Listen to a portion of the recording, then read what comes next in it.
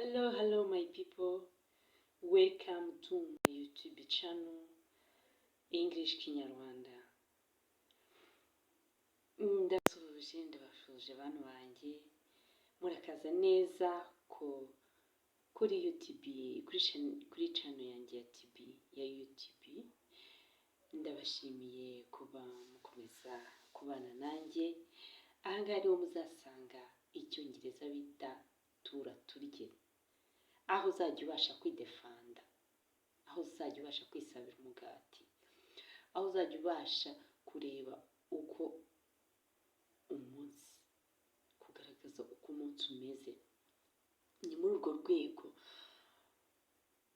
nzajya mbigisha nkurikije utuntu tuba twagaragaye ku munsi. Nk'ubu ngubu tugiye kwiga uburyo umunsi uri kugaragara. Urabona ko uyu munsi wabaye uw'imvura, imvura yaguye, ikirere kirijimye.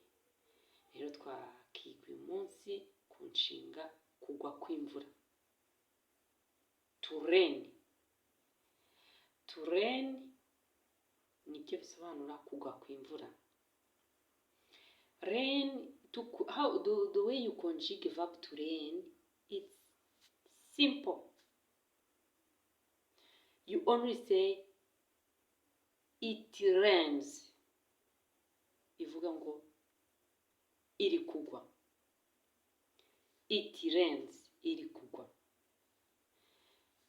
That's simple. Iri kugwa.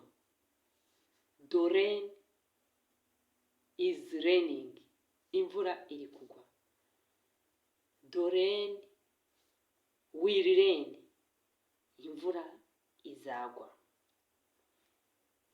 The rain rained. Imvura yaraguye. It's just changing the past, the future, and the present. Ni ukugenda uhinduranya ku hahise n'ahazaza ndetse n'ahariho. That's how you conjugate verb to rain. So, you guys, I hope you learned something. It is just short and simple. Rain, it rains. Iri kugwa. It is raining. Iragwa. It was raining. Yari iri kugwa. Thank you guys. I hope you keep on learning with me each and every day on my video. Thank you. I love you so much.